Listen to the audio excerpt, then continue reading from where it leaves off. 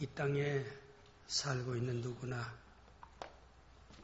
자기가 이 땅에서 해야 할 일을 하고 나면은 하나님의 부름을 받게 되어 있습니다.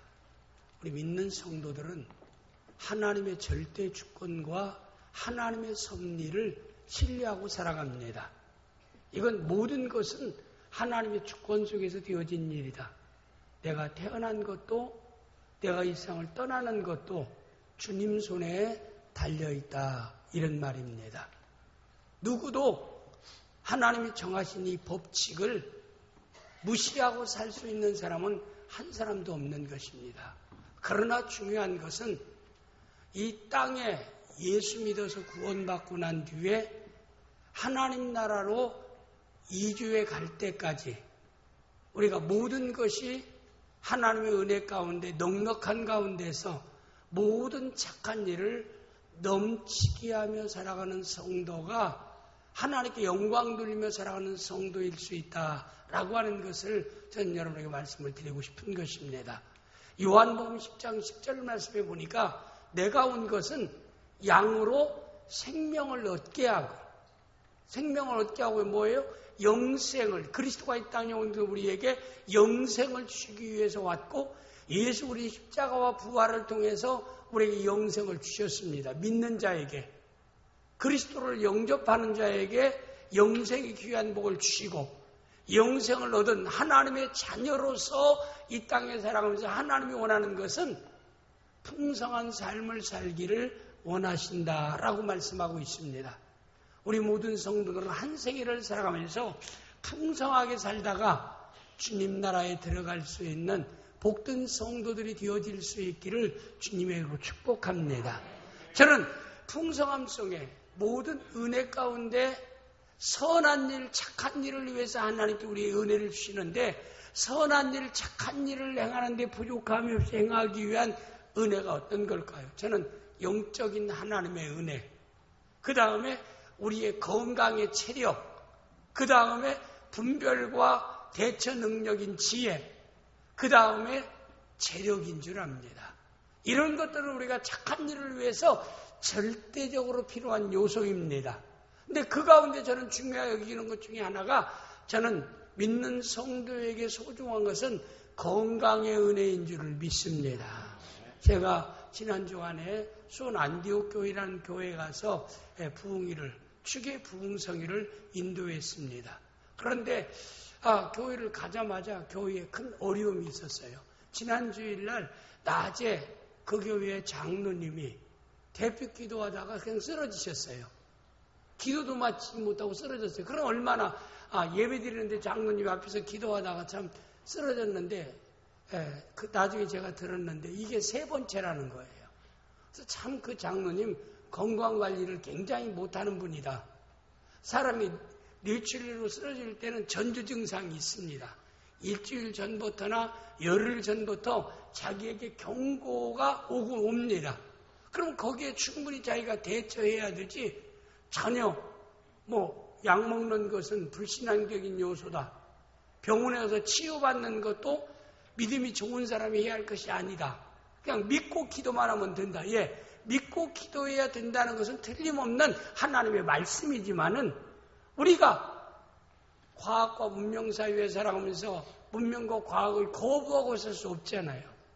옛날에는 과학이 발달되지 않을 때는 교통수단이 뭐예요? 걸어가는 것밖에 없었어요.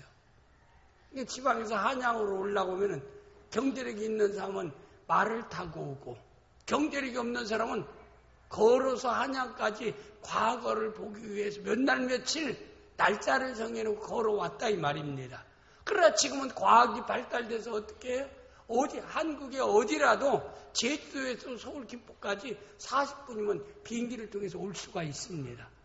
또 부산까지 30분이면 부산에 갈 수가 있다 이 말입니다. 이렇게 과학의 문명의 혜택을 우리가 받고 있는데, 나는 과학의 문명을 받아들이는 것은 나는 불신앙적인 요소다. 하나님이 튼튼하게 주신 두 다리를 통해서 내가 걸어서 목적지까지 가리라. 신앙 좋은 사람이라고 얘기할 수 있습니까? 지혜로운 사람이라고 얘기할 수 있어요? 예수님이 너희는 뱀같이 지혜롭고 비둘기같이 순결하라 그랬습니다. 지혜로움이 필요하지만 지혜로움의 근거는 순결함이 있는 지혜로움이 되어야지 지혜와 꾀는 달라요. 그래서 저는 삼국지에 우리 남자들이 많이 읽는 삼국지에 봐도 거기 이 지혜의 사람 두 사람이 나와요. 우리가 제갈공명이라는 사람하고 그 다음에 조조라는 사람이 나옵니다. 물론 조조의 뒤에 사마이라고 하는 그런 또 중달이라고 하는 사마이라는 또 책사가 있었지만은 이들을 보면 조조편에 서 있는 사람들은 꾀내 있는 사람이에요. 그러나 제갈공명 같은 사람은 지혜로운 사람입니다. 우리가 꾀와 지혜는 달라요. 여러분과 저는 야고보서 1장 5절에 지혜가 부족하거든 후히 주시고 꾸짖지 아니하시는 하나님께 지혜를 구하라. 그럼 너에게 지혜를 주시리라고 말씀했습니다.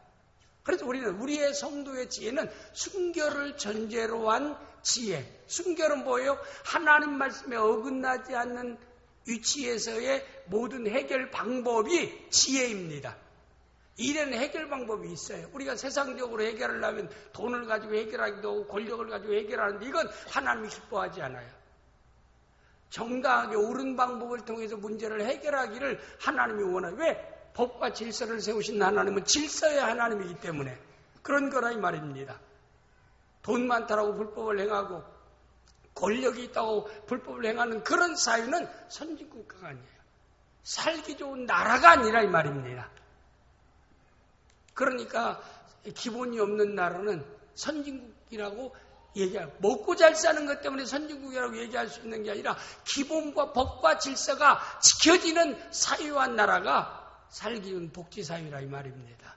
이런 사회를 우리 그리스도인들은 이루어 가야 된다 이 말입니다. 그렇기 때문에 우리가 현대 과학을 수용하는 것처럼 우리가 병원에 가서 몸이 좀 이상이 있을 때 병원에 가서 종합진찰을 받고 또 전문적인 이 진단을 받고 거기에 대처하는 것은 불신앙적인 요소가 하나도 아니에요. 제가 알고 있는 그 영동중앙교회 황선명 장로님 아들이 삼성병원의 무슨 과 과장이라고 얘기해요. 근데 그분도 아들도 장로인데 한번 목사님들 모였을 때 그런 얘기하는 거 봤어요. 참 너무나 안타깝다라고. 삼성병원은 제 마지막 병원이잖아요. 병원 가운데. 서울병원, 서울대병원이나 삼성이나 아산병원은 마지막 병원입니다. 살고 죽는 중환자를 최종적으로 다루는 그런 종합병원이잖아요. 근데 보면은 이미 웬만큼 현대의학으로 충분히 치료할 수 있는 병인데 다 기도원다라고 기도원에 들어가서 기회를 놓치고 때를 놓쳐서 와서 참 고통당하는 걸 보면 너무나 안타깝다고 목사님들 좀 성도들에게 좀 어떻게 좀 지도 좀 해달라고. 그렇다고 성도들에게 목사 날마다 건강진단 받기 바랍니다. 아프면 병원으로 달려가기 바랍니다. 그런 말은 못하지 않아요. 그러나 우리가 기본적으로 어떤 사람 나는 믿음이 있기 때문에 2년에 한 번씩 의료보험 검사 통짜가 나는 무시하고 살아. 그건 자랑이 아닙니다. 지혜로운 사람은 공짜로 국가에서 보험공단에서 의료보험회사에서 진찰인다고 가서 진찰 받으세요. 그게 불신앙적인 요소가 아닙니다. 몸에 이상이 있을 때 거기에 대처할 수 있는 진료받는 것은요 결코 불신앙적인 요소가 결코 아닙니다. 신앙적인 요소예요. 세계 모든 선교 역사를 보세요.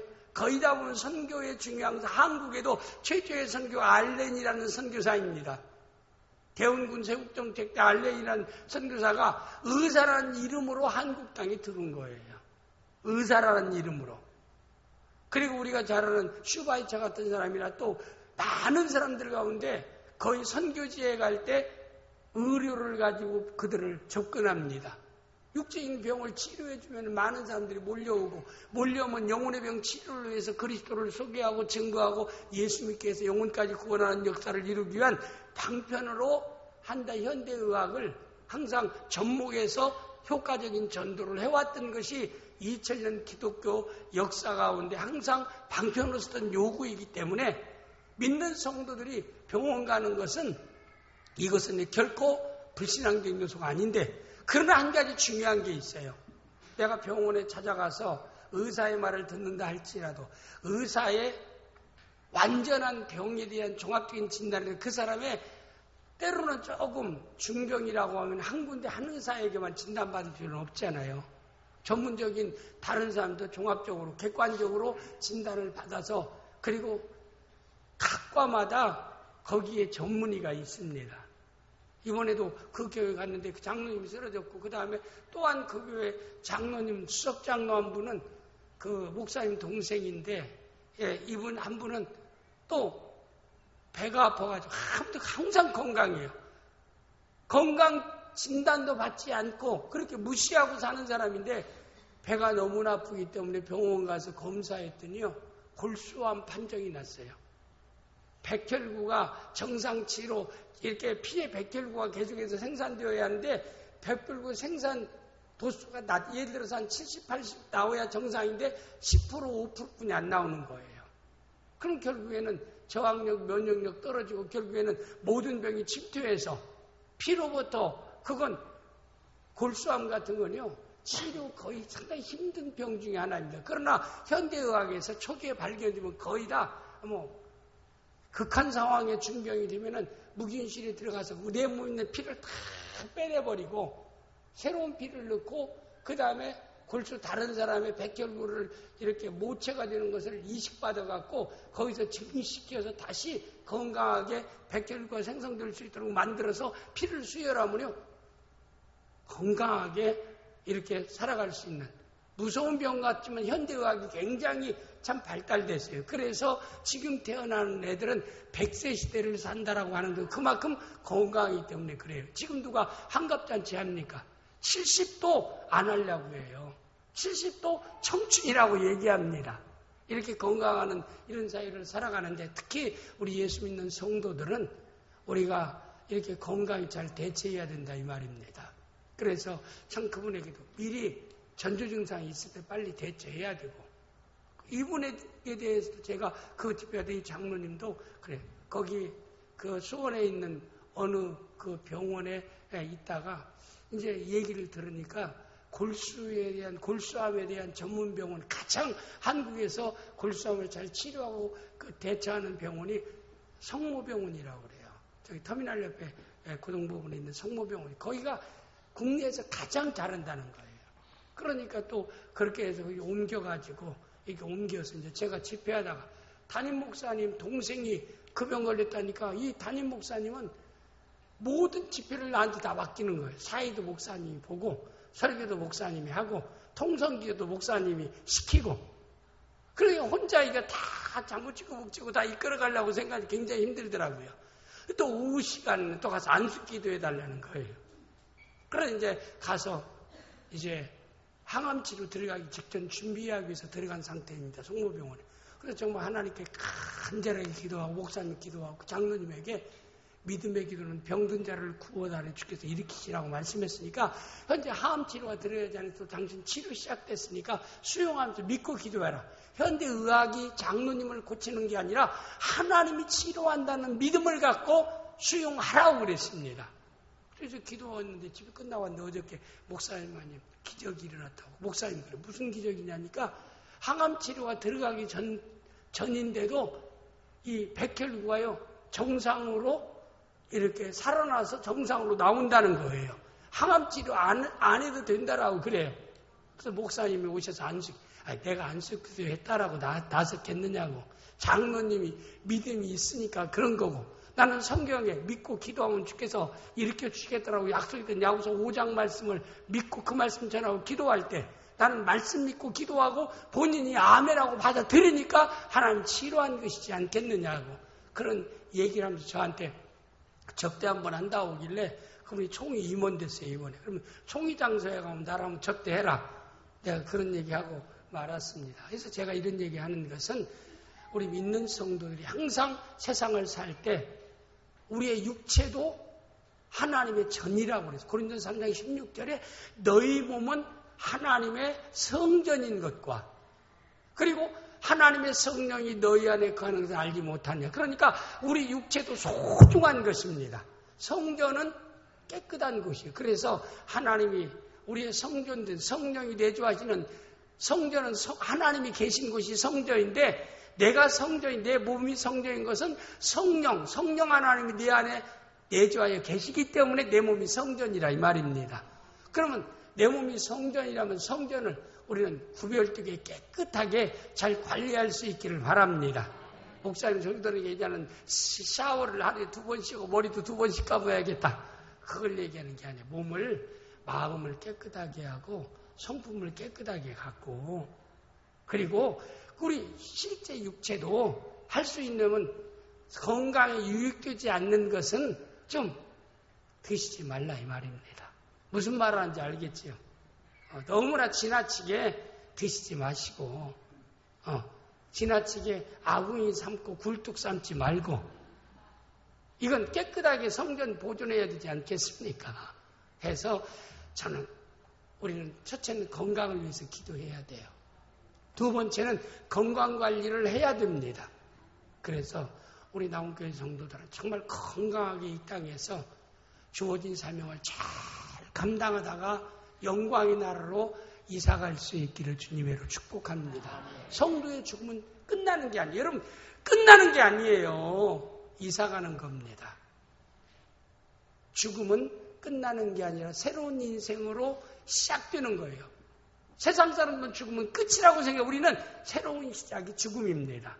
그래서 바울 사도가 나는 빨리 이 땅을 떠나서 주님과 함께 영광의 나라에서 함께 거하는 것이 소망이지만은 이 땅에 살아있는 것도 감사한 것은 나를 구원하신 그리스도의 영광을 위해 살 수 있는 기회를 나에게 이 땅에 주셨기 때문에 살아가는 것도 하나님 앞에 감사한 일이다 라고 그가 외치고 있고, 디모데후서 4장의 마지막 순교하기 직전에 내가 선한 싸움을 싸우고 달려갈 길을 마치고 믿음을 지켰기에 나를 위해서 의의 면류관이 예비되어 있다. 이후로는 바울사도가 죽으면 생각하면 끝이라고 하는데 이 죽음 이후로는 나를 위해서 의의 면류관이 예비되어 있다라고 말씀했습니다. 사랑하는 성도의 죽음이 끝이 아닙니다. 죽음은 시작입니다. 옆사람 죽음이 끝이 아니라 시작이랍니다. 네, 새로운 나라의 시작이에요. 왜 참 목사님이 이렇게 죽음에 대해서 이렇게 얘기하는가? 오늘 있는 말씀이기 때문에 그래요. 오늘 여기 여호수아 24장 29절 말씀 한번 보겠어요. 2일 후에 여호수아의 종둔이 아들 여호수아가 110세에 죽음에, 여기 죽었다, 여호수아가 죽었다는 걸로부터 오늘 말씀이 시작되는 겁니다. 여호수아가 2일 후에, 이 말은 하나님이 여호수아에게 주어진 사명을 다 감당하고 난 후에 하나님이 여호수아를 이 땅에서 데려가셨다 이 말입니다. 몇 살에 데려가셨어요? 110세에 여호와께서 데려가시니라. 참 여호수아는 복 있는 삶을 살았어요. 건강하게 살다가 잠자는 것처럼 하나님이 그를 불러갔습니다. 우리 나군의 귀한 성도들은 이 땅에서 건강하게 살다가 잠자는 것처럼 천국에 들어가는, 여러분 관계된 사람이야 정말 너무나 아쉬운 이별이다 라고 느낄 만큼 이런 삶을 사명 감당하고 살다가 갈 수 있기를 주님의 이름으로 축복합니다. 주님의 이름으로 축복합니다. 아멘하지 않은 사람은 그런 축복이 안 올 수도 있어요. 믿음으로 고백하는 겁니다. 네가 말한 말을 내가 시행하리라 그랬어요. 아멘하면 내가 시행하리라고 말씀했습니다. 하나님의 약속입니다. 우리는 건강을 위해서 기도해야 돼요. 그리고 건강 주신 거 이 땅에서 바른 삶을, 올바로 하나님을 섬기는 삶을 살아야 됩니다. 물론 오늘 본문에 나오는 여호수아는 수많은 전쟁으로 피곤한 인생을 살아왔습니다. 이제는 평화와 평안만이 있는 하나님 나라에서 편히 쉴 수 있는 장소로 그는 이사 갔습니다. 그런데 문제는 여호수아가 죽은 이후에 이스라엘 백성들에게 닥쳐오는 문제입니다. 이게 지금 여호수아서 마지막 장이에요. 여호수아서 24장이 마지막 장이고 다음 주일부터는 사사기에 들어갑니다. 근데 사사기는 이스라엘 백성들이 하나님을 떠나서 하나님이 이스라엘 백성들의 회개를 축복합니다. 그리고 기다려주는데도 돌아오지 않냐니까 이방 나라를 들어서 이스라엘을 하나님께서 징계하시는 이런 기록들을 기록하고 있습니다. 그러니 너무나 안타까운 기록이기도 하고 마치 사사기를 보다 보면 마치 우리의 신앙생활을 보는 것 같아요. 올바로 여호와를 섬기지 않고 믿음을 따라 살지 않냐는 그 안타까움 통해서 또 하나님이 경고의 메시지를 주는데도 우리가 경고의 회개의 기회를 놓쳐버리고 그걸로 인해서 내가 이 땅에서 여러 가지로 하나님의 징계받는 안타까운 이런 모습이 사사기를 통해서 기록되어지는 겁니다. 그래서 오늘의 말씀 가운데 가장 중요한 것은 24장 31절 말씀 내용이 중요합니다. 오늘 여러분에게 말씀 전하는 이 말씀을 전하려고 해요. 이스라엘이 여호수아가 사는 날 동안과 잘 들어보세요. 이스라엘은 하나님 백성, 오늘의 경우 구원받은 성도, 그 위에 일원된 성도를 가리켜 성도를 영적인 우리는 이스라엘이에요. 육신적인 이스라엘 백성은 아니라도 혈통적인 이스라엘 백성은 아니라도 영적으로 하나님 백성 이스라엘이 여러분과 저입니다. 이스라엘이 하나님의 백성이 오늘날 성도가 여호수아가 산 날 동안과 여호수아 뒤에 성전한 장로들 곧 여호와께서 이스라엘을 위하여 행하신 모든 일을 아는 자들이 사는 날 동안 여호와를 섬겼더라. 여기서 우리가 중요하게 여호와를 섬겼다라고 하는 말의 뜻은 이들이 세상을 떠나자마자 이스라엘 백성들은 여호와를 온전히 섬기지 아니함으로 영적으로 하나님과 단절되어지고 영혼이 피폐해지니까 육체도 병들고 삶이 파괴되는 안타까운 삶을 살았다라고 하는 겁니다. 하나님을 온전히 섬기면은 영혼이 잘 되는 복이 주어집니다. 영혼이 잘 될 때 영혼을 담고 있는 육체도 건강하고 그 육체로는 모든 삶이 형통한 역사가 있게 될 줄을 믿습니다. 요한 3서 2절에 사랑하는 자여 내 영혼이 잘됨 같이 내가 범사에 잘되고 강건하기를 내가 간구하노라. 우리는 영혼이 잘되기를 위해서는 먼저 하나님을 온전하게 섬겨야 됩니다. 그런데 이스라엘 백성들이 여호수아와 그 여호수아를 보호하는 원로 장로님들이 있을 때에는 그들이 여호와를 바로 섬겼는데 이들이 세상에서 다 천국으로 이주해 가자마자 그들의 신앙이 잘못되어졌다 이 말이에요. 믿음 생활을 제대로 하지 않았다 이 말입니다. 신앙 생활을 제대로 하지 않았다 이 말이에요. 그걸로 인해서 이스라엘 백성들이 외적의 침입을 받고 하나님의 징계를 받아서 위기에 처하게 되고 공경에 빠지게 됩니다. 그래도 하나님은 그때마다 하나님의 백성을 버리지는 않아요. 징계를 하되 하나님은 다시 그루터기와 같은 자를 다시 건져내서 다시 구원하시는 놀라운 역사가 있는데 그것이 곧 그때 세워진 사람들이 사사들입니다. 위기에 처할 때마다 이스라엘 백성들을 위기에서 건져내기 위해서 또 사사들을 하나님이 세워서 이스라엘 백성들을 구원하고 건져내는 역사가 사사기에 펼쳐지는 모든 기록의 역사라 이 말입니다. 그래서 다음 주일에는 사사기를 중심에 사사들을 통해서 하나님이 어떻게 구원의 역사를 이루어가는가라고 하는 것을 다음 주부터 이제 말씀을 드리려고 생각합니다. 네, 오늘의 이 말씀 가운데 가장 중요한 것은 이스라엘 백성들이 하나님을 떠나서 불신앙적인 삶을 살게 되었다. 언제부터요? 여호수아가 세상이 떠나고 여호수아와 함께 있던 보호자에 있던 장로들, 원로들이 다 떠나니까 이스라엘 백성들이 하나님을 온전하게 섬기지를 아니했다라고 하는 말씀을 하고 있는 것이 오늘 24장 31절의 말씀의 내용입니다. 이 말씀은 오늘로서는 우리에게 적용되는 말씀이에요. 이스라엘 백성들이 왜 온전하게 하나님을 섬기지 못하고 하나님을 떠나서 불신앙적인 삶을 살게 되었을까요? 세 가지 이유를 여기서 해요. 첫째는 영적인 지도자가 없었기 때문입니다. 먼저 24장 31절에 있는 여호수아가 살아있는 동안에 여호와를 섬겼더라. 원로들이 있는 장로들이 있을 때는 여호와를 섬겼더라. 그런데 그들이 떠나자마자 이스라엘 백성들이 영적 지도자 여호수아와 그 다음에 거기에 동역했던 장로들이 떠난 그 후로는 이들이 여호와를 온전하게 섬기지 못했다라고 하는 점입니다. 이게 참 이 지도자, 좋은 지도자가 있다라고 하는 것은 참, 지도자 밑에 있는 것은 참 복이기도 합니다. 사실 웬만한 나라, 대통령 중심제, 내각 중심제가 아니고 대통령 중심제의 나라에서는 대통령이 잘 세워져야 돼요. 그래야 나라가 평안할 수도 있고 나라가 더 성장할 수 있는 것입니다. 그래서 대개 한국이 정말 60년의 전쟁의 잿더미 위에서 이렇게 그래도 경제적인 성장을 가져온 것은 그래도 어느 대통령의 그 리더, 경제적인 리더가 있었기 때문입니다. 제가 이름은 얘기 안 해요. 또 싫어하는 사람도 있으니까. 박아무개 대통령인데 이름 얘기 안 해요.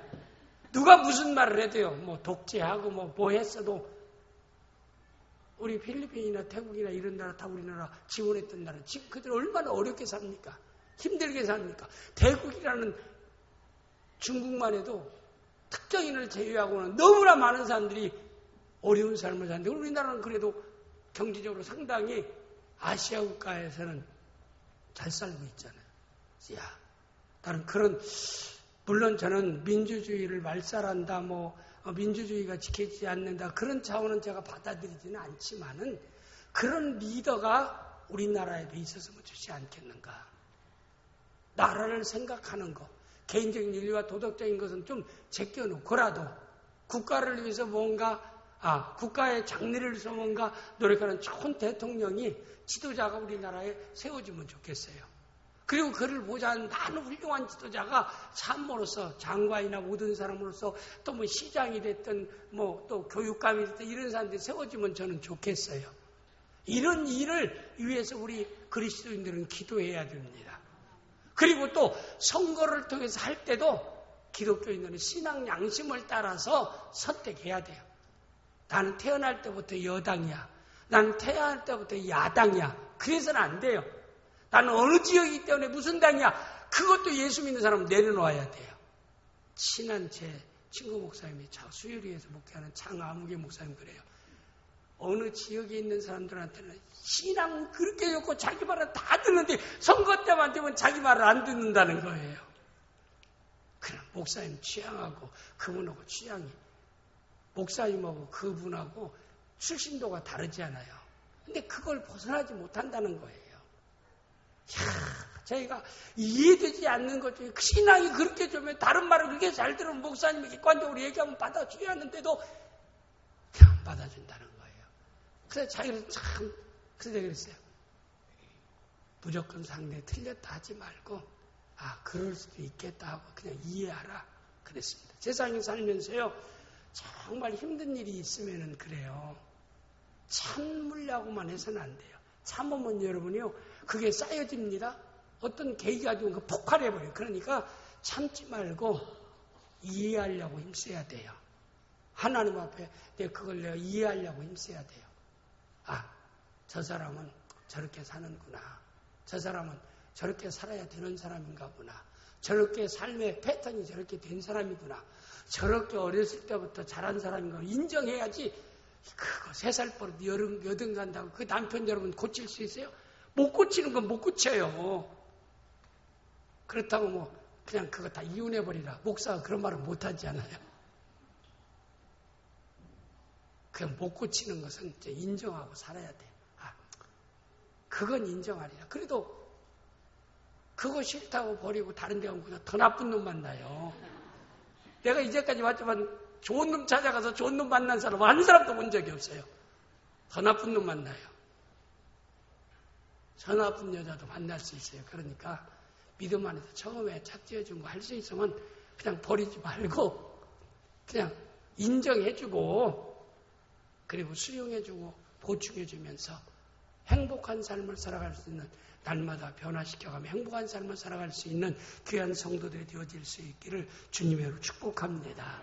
그런데 지도자가 없는 그 순간부터 그들이 되어졌다고 그랬습니다.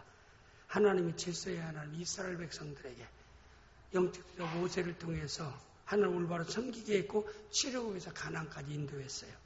여호수아를 통해서 요단을 건너고 여리고성을 점령했고 아이성을 점령하고 가나안을 정복할 수 있도록 역사하셨습니다.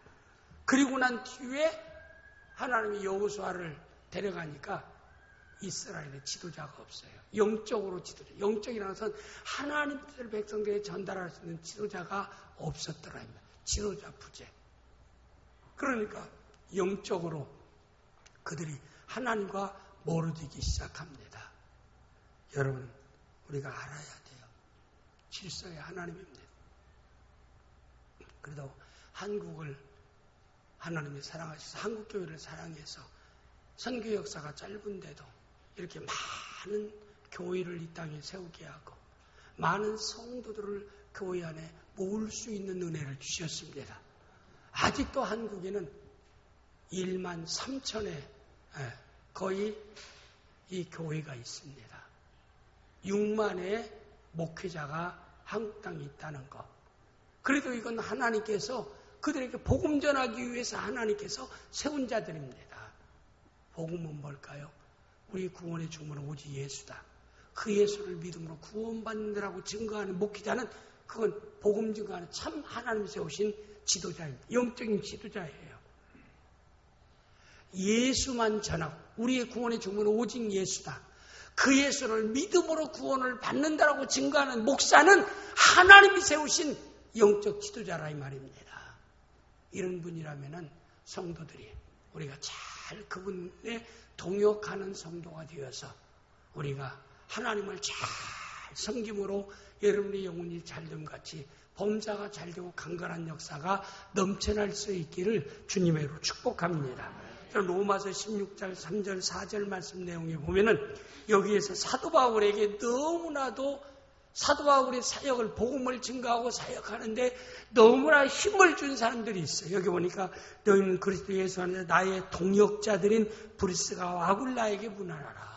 바울 사도가 위대한 역사를 이방인들에게 복음을 증거해서 이 땅에 수많은 교회를 세울 수 있는 뿌리가 되어지고 놀라운 원동력이 되어질 수 있는 귀한 놀라운 터전을 마련했던 사도 바울인데 그를 위해서는 훌륭한 동역자인 아굴라와 브리스길라 같은 부부 집사가 있었기 때문이라고 얘기합니다.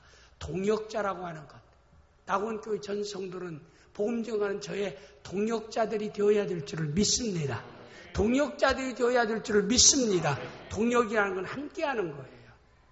동역자는요, 한 마음이 같아야 돼. 한 마음을 품어야 됩니다. 한 뜻을 가져야 됩니다. 한 열매를 위해서 달려가야 돼요. 이게 동역자예요. 우리는 그리스도 안에, 교회 안에, 교회의 모든 일은요, 내 생각대로 합니다. 세상의 경험대로 해서는 안 돼요. 성경에 말한 예수 마음 품고 하나님의 말씀은 말씀을 따라서 나가려고 할 때는 한 마음을 갖게 될 줄을 믿습니다. 한 뜻을 향해서 달려갈 줄을 믿습니다. 한 열매를 맺는 역사가 있게 될 줄을 믿습니다. 이게 주님이 원하는 거예요. 그런데 오늘 여기 아굴라와 브리스길라는 바울 사도의 동역자라고 해요. 동역자. 바울 사도의 동역자라고 그랬습니다. 그리고 그가 동역하는데 얼마나 했냐면 4절 말씀 내용에 보면 바울 사도가 그랬어요. 그들은 아굴라 브리스길라 집사는 바울 사도의 복음 증거하는 바울 사도의 목숨을 위하여 자기들의 목까지도 내어놓았는데 나뿐 아니라 이방인의 모든 교회도 그들에게 감사하느니라. 교회를 위해서 헌신했던 아굴라 브리스길라. 바울 사도의 복음 전하는 일을 위해서 바울 사도가 생명의 위협을 느끼면 대신 목숨을 내어놓을 만큼 동역하는 그런 사람이 있었다라고 얘기하고 있습니다. 우리 낙원교회도 아굴라 브리스길라 같은 집사로 여러분이 세워지셔서 복음 증거하는 목회자들에게 동역자가 되어지심으로 하나님을 올바로 섬기고 하나님의 영혼이 잘되게 하신 것처럼 육체도 건강하고 범사가 형통하는 복된 역사가 넘쳐날 수 있기를 주님의 이름으로 축복합니다. 그 다음에 두 번째 중요한 것은 여호수아 24장 31절 말씀 보니까 곧 여호와께서 이스라엘을 위하여 행하신 모든 일을 아는 자들이 사는 날 동안 여호와를 섬겼더라. 아는 자들이란 말은 뭘까요? 하나님의 말씀을 확신할 때 이들이 하나님을 올바로 섬겼다라고 하는 것을 말씀하고 있는 것입니다. 사람은 누구든지 마음에 있는 것을 말하게 되고 말하는 것을 행동하게 됩니다. 믿음이라는 게 뭐예요? 마음입니다. 내 마음에 하나님의 생각을 내 마음에 받아들이는 것이 믿음이에요. 하나님의 말씀을 내 마음에 받아들이는 것이 믿음입니다. 그리스도를 내 마음에 받아들이는 것이 믿음입니다. 마음에 받아들이고 입술로 고백하는 것이 신앙 고백이에요. 그렇기 때문에 잠언 4장 24절 말씀대로 무릇 지킬 만한 것보다도 내 마음을 지키라. 생명의 근원이 이에서 남이니라. 사람의 생각이 소중한 것입니다. 생각이 좋은 사람은 좋은 생각을 품고 사는 사람이 좋은 사람이에요. 나쁜 사람은 저질이라는 저질의 생각을 품고 살아가는 사람이 나쁜 말을 하고 나쁜 행동을 하는 거라. 마음을 바꿔야 합니다. 생각을 바꿔야 돼요. 대인관계 속에서도 그렇지 않아요? 마음이 떠난 사람이 있어요. 환경과 조건 때문에 어쩔 수 없이 함께는 하지만은 내가 이 환경과 조건 때문에 그렇지 마음은 너에게서 떠났어. 그런 사람이 여러분 관계한 사람인데 있어요, 없어요? 대답을 안 해. 있어요, 없어요? 관계한 사람 다 뭐 대답 안 하는 거 보니까. 그런데 그게 사랑하는 가족 가운데서 그래서는 안 돼요. 그 가운데 남편과 아내 사이, 부부 사이에서는 그러면 안 돼요. 내가 당신하고 사는 것은 애들 결혼할 때까지다. 애들 결혼만 해봐. 내가 당신하고 안 살아. 그래서 요새는 황혼 이혼이 많다고 하잖아요. 왜 마음이 떨어져 살기 때문에 그래요. 그런 사람이 살아가는 가운데 행복이 있겠습니까? 없는 거예요. 마음이 떠나서는 안 돼요. 대인관계에서 마음이 떠나서는 안 됩니다. 항상 품고 살아갈 수 있는 성도가 되어야 합니다. 사랑하는 마음을 가지고 대인관계를 하며 사랑하는 성도가 되어야 될 줄 믿습니다. 자꾸 대인관계 이용하려고 하지 마세요. 내가 저 사람에게 좀 뭔가 도움이 되리라. 이런 생각 가지고 세상을 살아갈 수 있는 그리스도인이 되어야 될 줄 믿습니다. 마음이 떠나서는 안 돼요. 교회도 와도 마음 떠나서 교회 나오면서 내가 지금은 석천동에 사니까 나온 교회 오지? 내가 저쪽 가락동으로만 이사 가도요. 내가 교회 안 나올 것이다. 왜 마음 떠난 사람은 그래요? 그리고 와서 말씀, 은혜 못 받아요. 신앙을 못해요. 하나님에서 체험을 못해요. 예수 믿어도 교회 가는 게 교회 기쁨이 아니라 정말 고행하러 가는 거예요. 그래도 체면지혜로 안 올 수 없고 그래서만 안 돼. 그러면은 그 삶을 살아가는 것 자체가 실패입니다. 불행입니다. 우리는 하루하루를 행복하게 살아가는 성도들이 되어야 될 줄 믿습니다. 행복하게 살아야 돼요. 과거는 지나간 시간 돌이킬 수 없어요. 내일은 보장받지 못한 시간입니다. 오늘 행복해야 합니다. 옆 사람, 오늘 행복해야 한답니다. 오늘 행복하게 살아야 돼요. 그냥 살 수 있어요. 예수로 행복하게 살 수 있는 성도가 되어야 합니다. 예수님 때문에 나는 행복하다라고 외칠 수 있는 성도들이 되어야 됩니다. 그래서 말씀을 마음에 품고 살아야 돼요. 하나님의 말씀을 마음에 품고 살아야 돼요. 그래서 로마서 10장 17절 말씀에 그러므로 믿음은 들음에서 나며 들음은 그리스도의 말씀으로 말미암았느니라. 하나님 말씀을 자꾸 들으면은요 믿음이 생겨나는 거예요. 내 마음속에 말씀이 채워지는 겁니다. 이스라엘 백성들이 하나님을 떠난 것은 말씀을 마음에 채우지 않았기 때문에 그렇습니다. 세상적인 것으로 가득 채워보세요. 세상으로 나갈 수밖에 없어요. 하나님께 나갈 수가 없는 거예요. 내 마음에 하나님 말씀으로 채울 수 있기를 바랍니다. 하나님의 생각으로 채울 수 있기를 바랍니다. 예수님으로 채울 수 있기를 바랍니다. 그래야 하는 온전히 섬겨요. 영혼이 잘 돼요. 영혼이 잘됨같이 범사가 잘 되고 강건한 놀라운 축복의 역사가 우리에게 주어질 줄 믿습니다.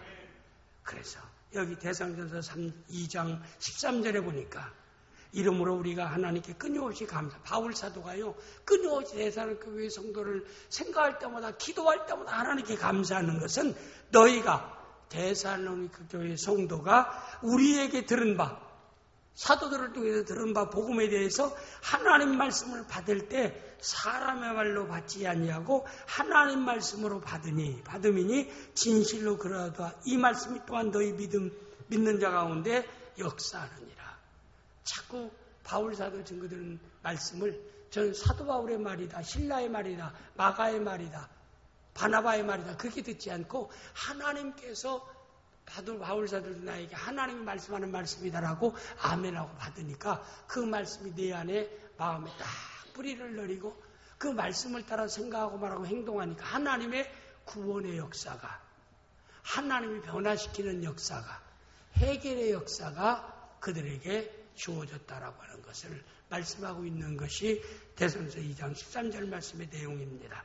우리 모든 성도들은 하나님의 말씀을 하나님 말씀으로 들어서 그 말씀이 생활 가운데 놀라운 열매를 맺는 귀한 역사가 있기를 주님의 이름으로 축복합니다. 마지막 세 번째는 여호수아 2장 31절 말씀에 그는 이스라엘이 여호수아가 사는 날 동안과 여호수아 뒤에 생존한 장로들 곧 여호와께서 이스라엘 위에 행한 모든 일을 아는 자들이 사는 날 동안 여호와를 섬기면 여호와께서 이스라엘 위에 행한 모든 일은 뭘까요? 하나님의 구원의 역사예요. 이건 뭐예요? 체험적인 신앙을 얘기하고 있는 것입니다. 사람이 체험이 없으면요, 사람이 신앙에 기쁨이 없습니다. 성도가 신앙에 기쁨이 있는 것은 신앙으로서 체험이 있기 때문에 그런 거예요. 그래서 이런 가지는 신앙생활하면서 하나님의 살아계신 역사, 구원의 역사, 변화의 역사, 해결의 역사, 되게 하는 역사, 성취의 역사를 이 땅에서 체험하며 살아갈 수 있기를 주님의 이름으로 축복합니다. 체험할 수 있는 방법 딱 두 가지. 첫째는 기도하는 것. 두 번째는 말씀을 순종하는 겁니다. 하나님은 순종과 기도를 통해서 생활을 체험케 합니다. 하나님은 되게 하십니다. 고치십니다. 성취케 하십니다. 이루게 하십니다. 우리 나군의 전 성도들이 체험적인 신앙을 통해서 여호와를 온전하게 섬기며 살아갈 수 있는 기도의 사람, 순종의 사람 되어질 수 있기를 주 예수 이름으로 축복합니다. 기도합니다. 아버지의 하나님 오늘 전거된 말씀 마음에 담게